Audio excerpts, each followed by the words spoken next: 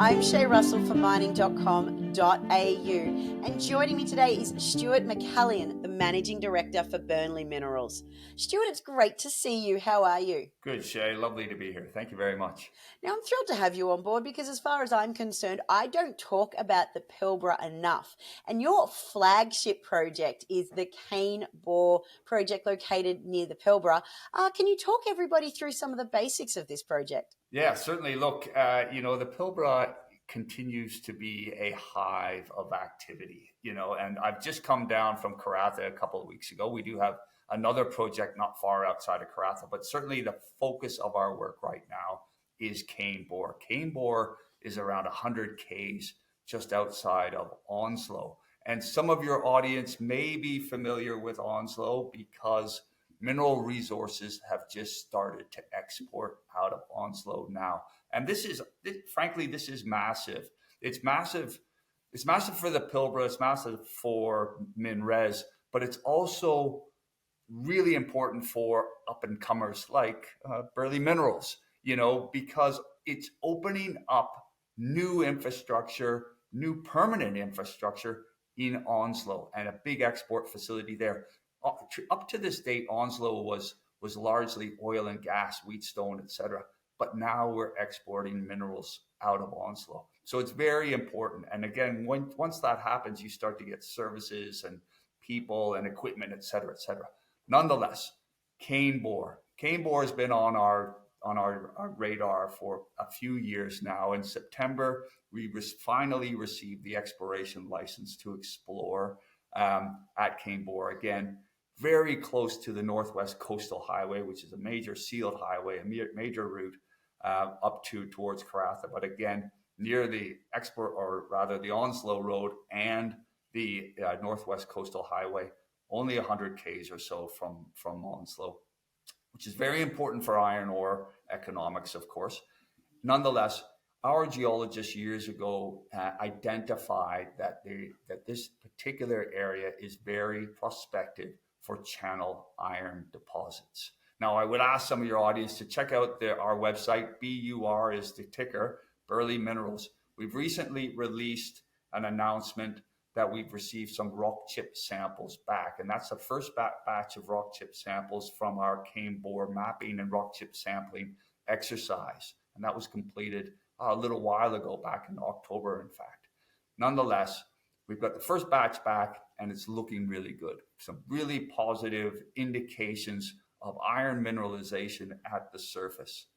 So, everything is ticking along really nicely for Cane Bore. It's getting hot in the Pilbara.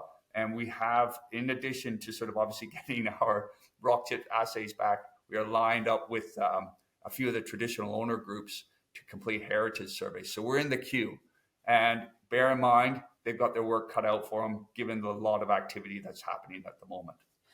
Speaking of those rock chip samples, can you talk to any of the numbers that were recently came out of the sampling program? Yeah, look, yes, indeed. So look, just to give some other context around what channel iron deposits are, like channel iron deposits are a reformed iron deposit. So it's in short, it's kind of, they're still old, but not quite as old as the sort of banded iron formations that, some of the bigger players are mining and exporting. These are they're like iron rich piezolites. Like imagine little iron balls, and they precipitated in what was once an old river channel. Now, it's these balls then, over the course of millions of years, there's an erosion process, and then there's a preferential erosion wherein the valley that the balls had sort of precipitated in, the walls kind of eroded and left this mound of channel iron deposits. It's like and all these balls, they're all like little iron balls. Anyway, the point being is that you get these remnant deposits of these balls. And basically, if you're seeing mineralization at the surface, that is iron mineralization, which we have, the rock chip samples suggested we've got an average just under 53% iron, which with highs around 56% iron. And by the way, MinRes's product is around, like their grade on their resource is around 56. The other big one up the road, by the way, is Rio Tinto's Rogue Valley, not far from us as well. It's about a 56 as well. Massive big deposits. Rogue Valley's been operating for decades. MinRes is just kicking off. There's others in the neighborhood as well. Nonetheless, the point being is that these grades are clearly indicating iron mineralization. Next step is to drill it. Well, that is possibly the best explanation I have heard. Now, but before we bring today's interview to a close, I've sort of got to ask, what comes next? You said the next step is to drill. How close are you to getting some sort of rig in the ground? Okay, very close. Look, our program of work application for the maiden drilling program was submitted back in October to the Department of Energy, Mines, Industry Regulation and Safety, otherwise known as DEMERS. It's still going through the approvals process, so we expect that back any day now. Usually there's a time frame to get this back. Furthermore, we are in the queue, as I mentioned earlier, we're in the queue with two traditional owner groups, both the PKKP and the Road River Garuma. I've met with both groups. They're all on board. They're like, Stu, we're happy to work with you. Great that you come up and seen us. We're really engaged. We like the project.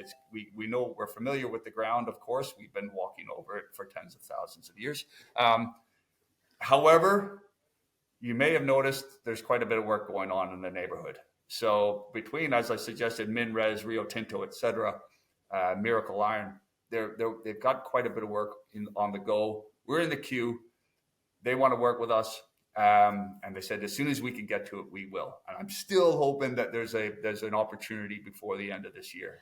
Well, Stuart, that was an excellent update. And I have to say, I look forward to having you back on so we can talk about this further. Thank you so much for being here today. Thanks, Shae. Great to be here.